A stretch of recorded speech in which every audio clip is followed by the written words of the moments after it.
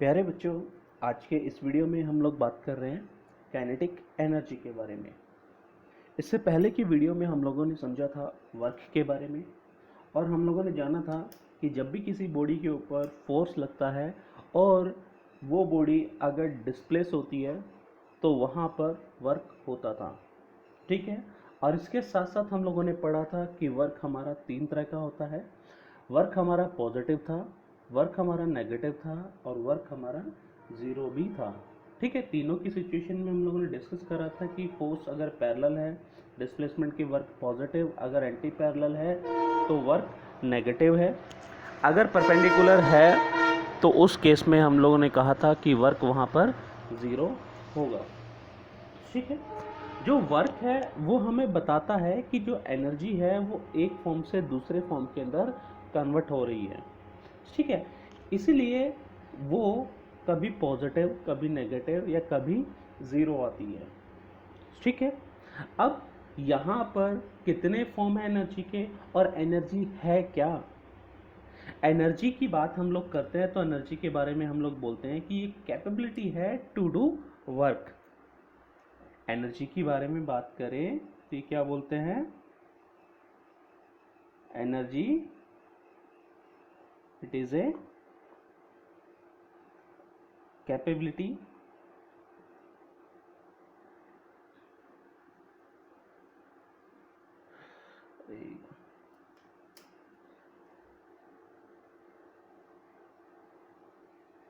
जब भी हम लोग काम करेंगे या एनर्जी जहाँ पर कंजम्पशन होती है वहाँ पर वर्क होता है, या जहाँ वर्क होगा वहाँ एनर्जी का कंजम्पशन होगा ही होगा। ठीक है। तो ये हमारी एनर्जी कहलाती है। It is a capability to do work.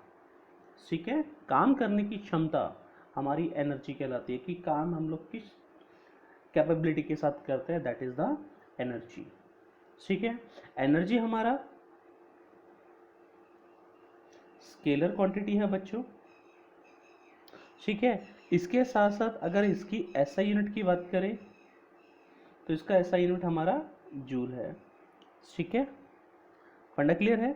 अगर सीजीएस यूनिट की बात करेंगे तो इसका आर्ग होगा। क्लियर है? बात आपको समझ में आई? ये ऐसा हम लोगों ने वर्क में भी पढ़ा था। एनर्जी चाहे कोई भी हो, एनर्जी चाहे कोई भी हो, चाहे वो केमिकल एनर्जी हो, केमिकल एनर्जी जैसे कि हमारे बैटरी के अंदर होती है या हमारे सेल के अंदर होती है। ठीक है। ये केमिकल एनर्जी होती है। ठीक है। किसी भी फॉर्म के अंदर हो हम लोग उसको हमेशा जूल के अंदर ही मेज़र करेंगे। जब एसआई की बात आई तो एसआई यूनिट जब हम लोग लिखेंगे तो उसका हमेशा जूल लिखेंगे। ठीक है। केमिकल एनर्जी होती है बच्चों, इलेक्ट्रिकल एनर्जी होती है,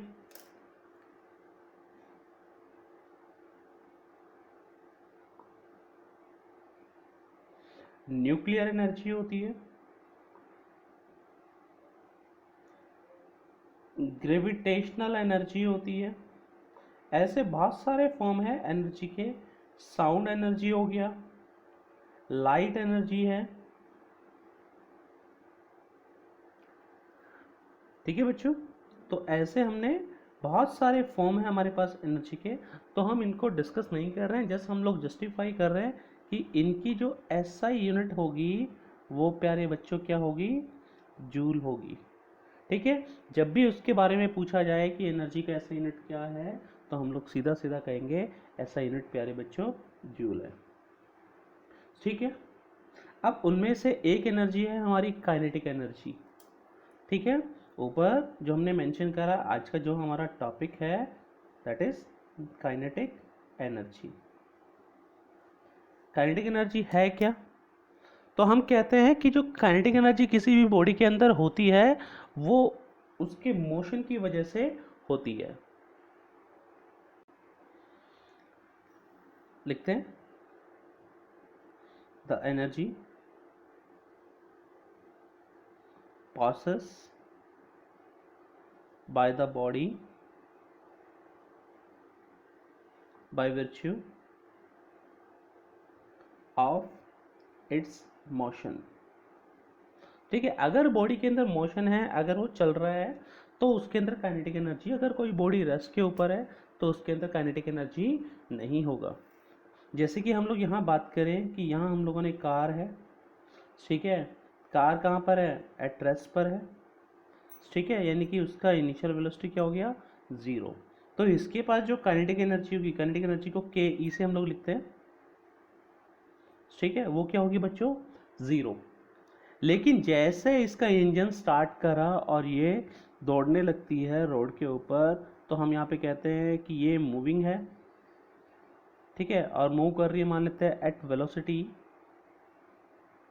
v के ऊपर, यानी कि इसका वेलोसिटी कैसा है, नॉन जीरो, जीरो से बड़ा है, ठीक है। तो काइनेटिक एनर्जी भी यहाँ पर क्या होगी, नॉन जीरो होगी, इसकी भी काइनेटिक एनर्जी की वैल्यू होगी और वो कुछ ना कुछ होगी, जीरो से बड़ी होगी, ठीक है। तो जब भी कोई बॉडी मोशन में होती है हमेशा उसके पास क्या होगी, काइनेटिक एनर्जी होगी।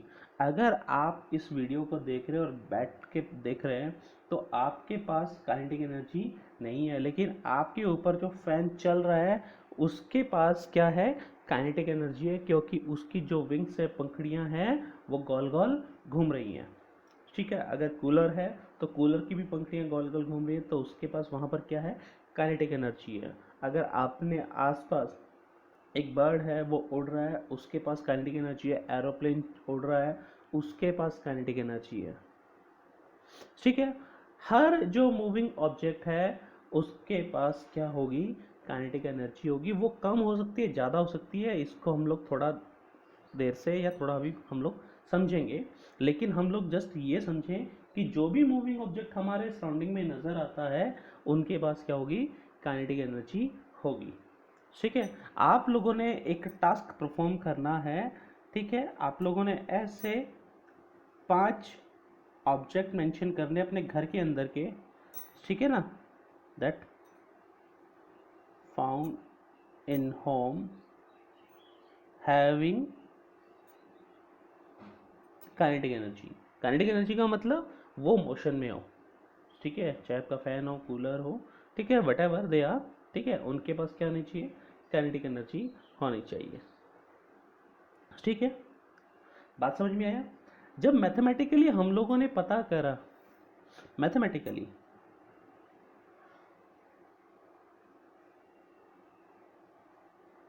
ये जो काइनेटिक एनर्जी होती है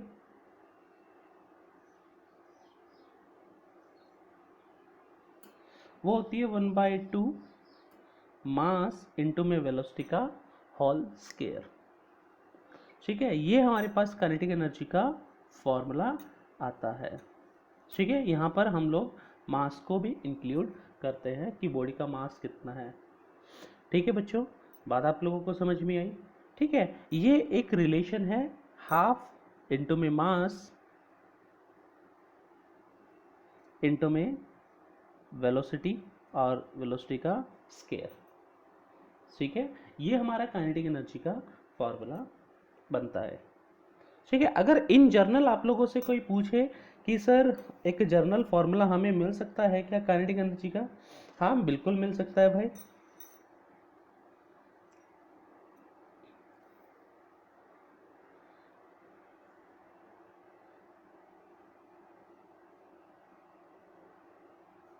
ठीक है, फॉर्मूले दोनों ही सेम है, ठीक है ना। वो कहता है कि work done is equal to 1/2 M V square minus 1/2 M U square, ठीक है। यहां पर जो u बता रहा है वो इनिशियल वेलोसिटी है,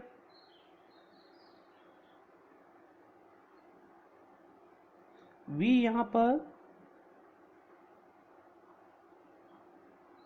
फाइनल वेलोसिटी बता रहा है, और ये बता रहा है कि अगर बॉडी पे वर्क डन हुआ तो उसकी स्पीड चेंज होगी, इनिशियल वेलोसिटी से फाइनल वेलोसिटी पे जाता है, यानी कि if work is done on the body then its kinetic energy will change, ठीक है। काइनेटिक एनर्जी उसका बदलेगा। प्रूफ कैसे करें या प्रूफ कैसे दें, आप लोगों ने इक्वेशन ऑफ मोशन पढ़ा है, from the equation of motion, कौन सी, थर्ड वाली हम लोग यूज कर रहे हैं। देखो V square minus U square is equal to 2as, हाँ कि ना, से इक्वेशन हमारे लिए फर्स्ट हो गया।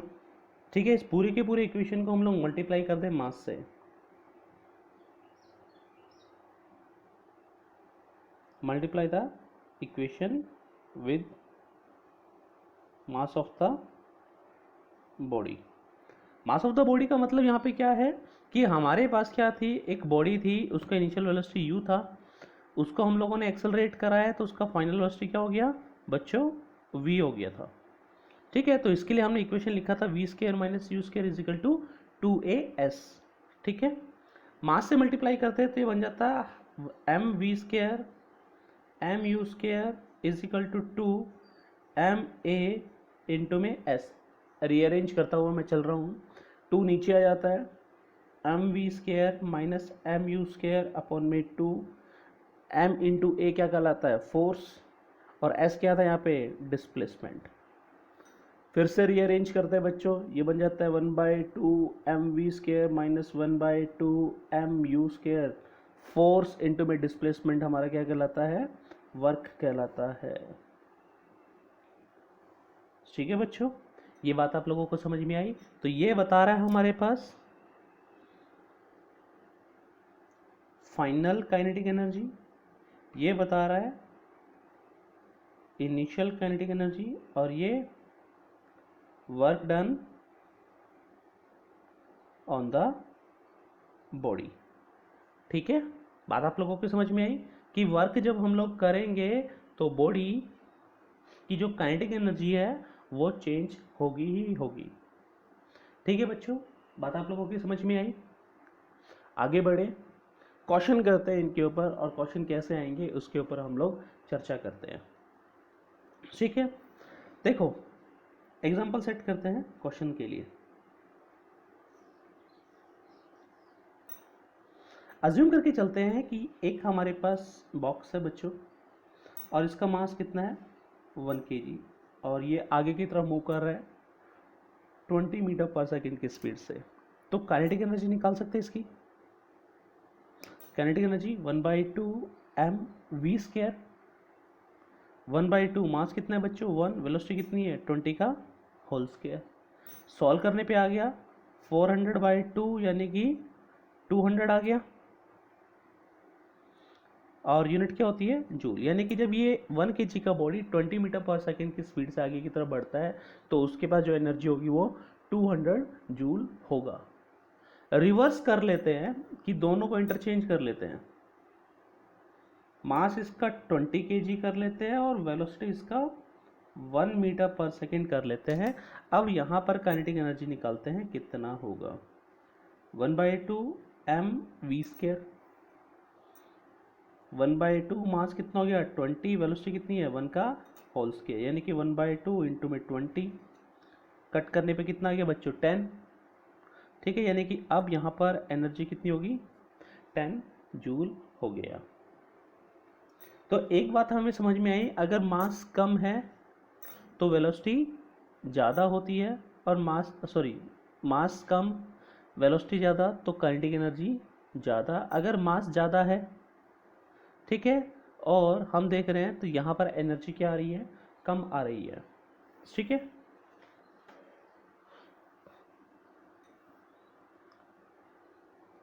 अगर आप लोगों ने रिलेशन बनाना भी है 1/2 एम वी स्क्वायर, तो काइनेटिक एनर्जी यहाँ पर डायरेक्टली प्रोपोर्शनल है मास के, है कि नहीं, एट कांस्टेंट वेलोसिटी। यानी कि इसका जो ग्राफ बनेगा प्यारे बच्चों कैसा बनेगा, इधर मास है और इधर हमारे पास काइनेटिक एनर्जी। तो जैसे जैसे मास बढ़ेगा वैसे वैसे काइनेटिक एनर्जी बढ़ती हुई चली जाएगी। कैसे जस्टिफाई करें कि यहाँ पर एक बॉडी ले लेते हैं जिसका मास कितना है बच्चों 2 kg, और ये मूव कर रहा है 10 मीटर पर सेकेंड की स्पीड से। काइनेटिक एनर्जी निकालते हैं कितनी आएगी 1/2 एम वी स्क्वायर, 1/2 मास कितना हो गया 2, वेलोसिटी कितना हो गया 10 का होल स्क्वायर, कट करने पर सॉल्व करने पर आ गया ये 100 जूल। एट द सेम हम लोग क्या करते हैं, वेलोसिटी को कांस्टेंट रखते हैं, ये तो 10 मीटर पर सेकेंड की बोला ना, एट कांस्टेंट वेलोसिटी मास कर देते हैं यहाँ पे बच्चों 4 kg, ठीक है ना। अब यहाँ पर काइनेटिक एनर्जी निकालते हैं 1/2 m v स्क्वायर, 1/2 m कितना है 4, v कितना हो गया 10 का स्क्वायर 100, यानी कि 200 जूल। यानी कि हमने मास डबल कर दिया तो एनर्जी भी क्या हो गई double. From the above situation it is clear that as mass double energy also doubled।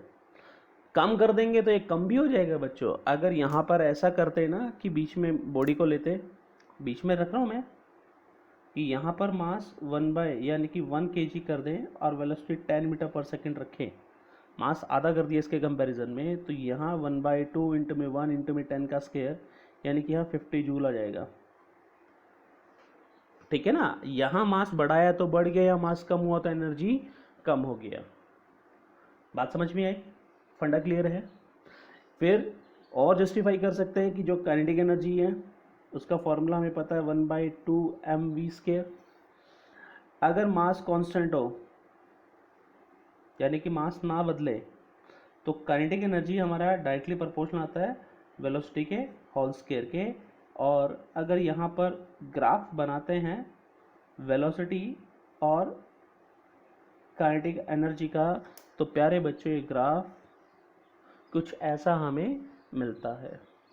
Justify कर सकते हैं हम लोग इस चीज़ को कि भाई ऊपर वाला एग्जांपल ही हम लोग ले लें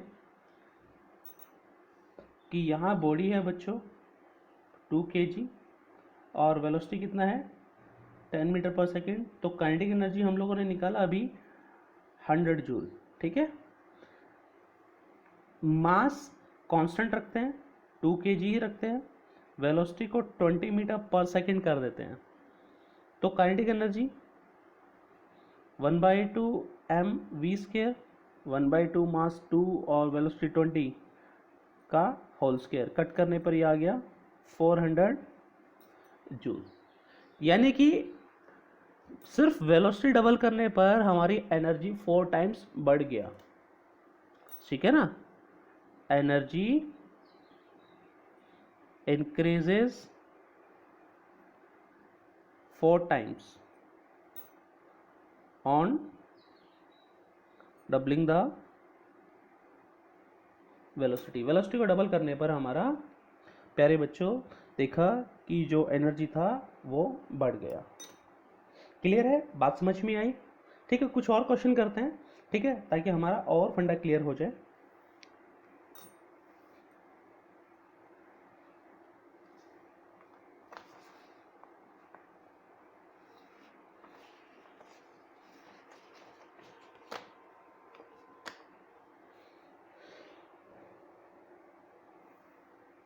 प्यारे बच्चों स्क्रीन के ऊपर आप लोगों को कुछ क्वेश्चन नजर आ रहे हैं, ठीक है।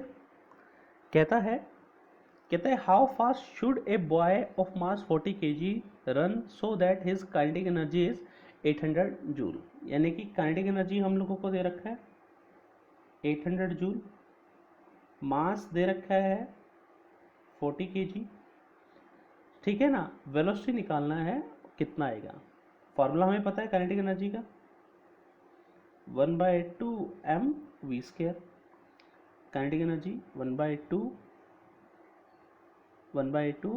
mv स्क्वायर, 1/2 मास की वैल्यू बच्चों 40, v हम लोगों ने निकालना है, काइनेटिक एनर्जी बच्चों यहाँ पर 800। इधर ले जाते हैं, ये 2 से मल्टीप्लाई करने बाद 1600 divided by 40 is equal to V square. एक जीरो से एक जीरो कट गया, ये हो गया 40, यानी कि वी स्क्वायर हमें कितना मिल रहा है बच्चों 40 मिल रहा है, यानी कि v की वैल्यू हमारे पास आ गई 40√40। या सॉल्व करने के बाद हम लोग देखेंगे कि ये 2√10 आ गया, यानी कि v की वैल्यू लगभग √10 3.1 होता है, v 6.2 मीटर पर सेकंड हम लोगों को मिल जाता है। ठीक है बच्चों, बात आप लोगों को समझ में आया कि अगर हमारे पास मास दे रखा है, काइनेटिक एनर्जी दे रखी है, तो हम लोग वेलोसिटी निकाल सकते हैं। तीन में से कोई भी एक निकालना हो तो हम बड़ी आसानी से निकाल सकते हैं। ठीक है, आगे बढ़े नेक्स्ट क्वेश्चन की तरफ। कह रहे कार है बच्चों हमारे पास जिसका मास 800 kg दे रखा है और मूव कर रही है 15 मीटर पर सेकेंड की स्पीड से। काइनेटिक एनर्जी निकालना है, यानी कि मास 800 kg, वेलोसिटी 15 मीटर पर सेकेंड और काइनेटिक एनर्जी हम लोगों ने निकालना है। काइनेटिक एनर्जी का फॉर्मूला 1/2 mv²।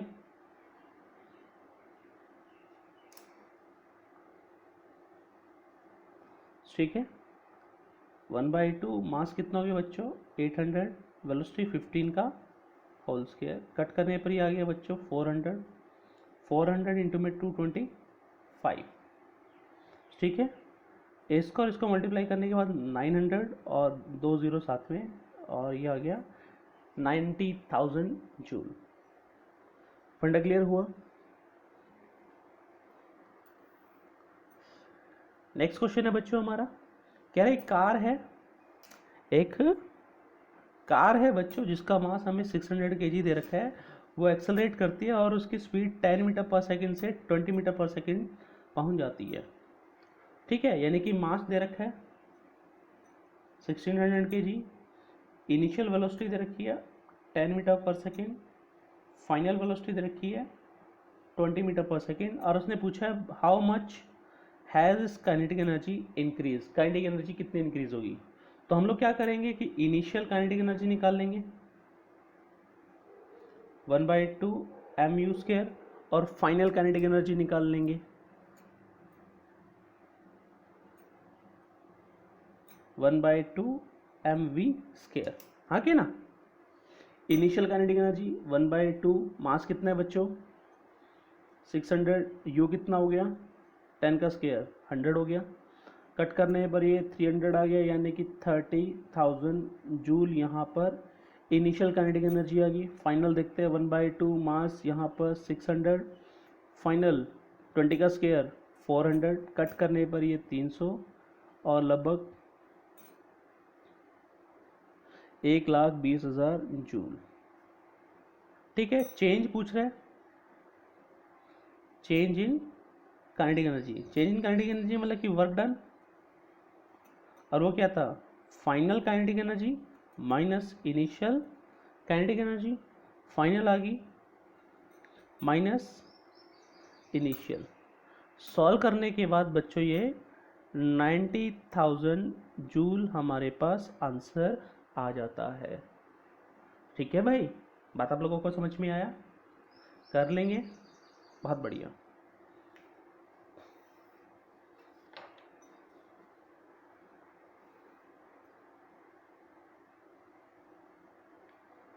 नेक्स्ट क्वेश्चन है बच्चों, कह रहे हैं कि if the mass are doubled and velocity is half then the new kinetic energy is. Suppose करके चलते हैं प्यारे बच्चों कि ये रॉड है, ठीक है ना, इस रोड के ऊपर एक बॉडी है जिसका मास हमारे पास m है और वेलोसिटी v से वो मूव कर रहा है। तो इसकी जो काइनेटिक एनर्जी आएगी k1 मान लेते हैं, वो हाफ mv² आएगा। ठीक है, अब कहता है कि हम लोग एक बॉडी लेते हैं, ठीक है, जिसका मास इससे डबल हो, इफ द मास डबल, यानी कि मास कितना हो 2m और वेलोसिटी इसकी आधी हो, तो यहाँ काइनेटिक एनर्जी बताना है कितना होगा।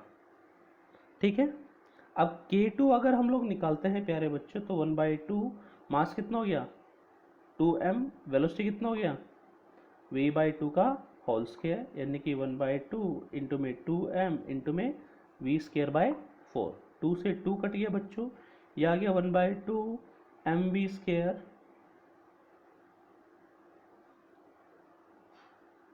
इंटू में 1/2, यानी कि 1/4 को 1/2 लिख सकते हैं, या इस 2 को एज इट इज रहने दो, इसको 2 से काट दो।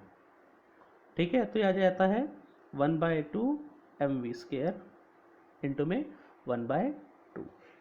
आप ध्यान देंगे कि जो काइनेटिक एनर्जी है पहले वाले के साथ कंपेयर करें तो ये बच्चों हमें k1 मिल रहा है डिवाइडेड बाय 2, यानी कि एनर्जी हमारी यहाँ पर हाफ हो चुकी है देन द प्रीवियस वन। बच्चों कंफ्यूज नहीं होना आप लोगों ने। देखो अगर यहाँ पर एक चीज़ ध्यान में रखना है 1/2 इंटू में 2 इंटू में v²/4, तो 2 से 2 यहाँ कट गया तो ये 1/2 as it is, m as it is, v² as it is और ये 1/2। तो ये वही रिलेशन है, आप लोगों ने कन्फ्यूज़न में नहीं जाना है, आप लोगों ने ध्यान रखना है। थोड़ा सा मैथमेटिक्स को बॉर्नविटा पिला के रखना है आप लोगों ने, ठीक है। बात समझ में आई? बहुत बढ़िया। कह रहे हैं what happen to the kinetic energy, next question पे आता है, what happen to the kinetic energy of a moving object if net work done is positive. Work done प्यारे बच्चों क्या है? पॉजिटिव है। पॉजिटिव होने का मतलब कि फोर्स और डिस्प्लेसमेंट दोनों एक ही डायरेक्शन में है, हाँ कि ना। अब क्या कहता है इस स्टेटमेंट के अंदर कि ये एक बॉडी है, इस बॉडी पे क्या लग रहा है, यहाँ पे फोर्स लग रहा है और बॉडी क्या कर रही है? डिस्प्लेस कर रही है। बॉडी पे फोर्स लगने का मतलब इधर क्या करेगी? एक्सेलरेट्स करेगी। एक्सेलरेट करेगी तो वेलोसिटी उसकी क्या होगी? इंक्रीज होगी। एक्सेलरेट करने का मतलब वेलोसिटी बढ़ना। वेलोसिटी बढ़ रही है तो काइनेटिक एनर्जी भी क्या होगी? बढ़ेगी, आगे ना। बात समझ में आया? तो मैं यहाँ लिखता हूँ, देखो अगर वर्क डन पॉजिटिव है, वर्क डन पॉजिटिव है तो force in the direction of displacement, ठीक है। बॉडी के पास पॉजिटिव एक्सेलरेशन होगा, पॉजिटिव एक्सेलरेशन है तो वेलोसिटी इंक्रीज होगी। अगर वेलोसिटी इंक्रीज होती है तो काइनेटिक एनर्जी भी प्यारे बच्चों इंक्रीज होगी। इनमें से अगर जो हमारा ऑप्शन है हम लोग देखते हैं कौन सा मैच करता है, तो पहला ही हमारा ऑप्शन यहाँ पर मैच कर रहा है, तो ये हमारा आंसर हो गया बच्चों, ठीक है। उम्मीद करता हूँ आप लोगों को काइनेटिक एनर्जी समझ में आई, ठीक है। आप लोग कीजिएगा, फिर भी स्टिल कोई क्वेरी कोई डाउट रहता है तो आप लोग हमसे पूछिएगा, ठीक है। तब तक के लिए शुक्रिया, थैंक यू।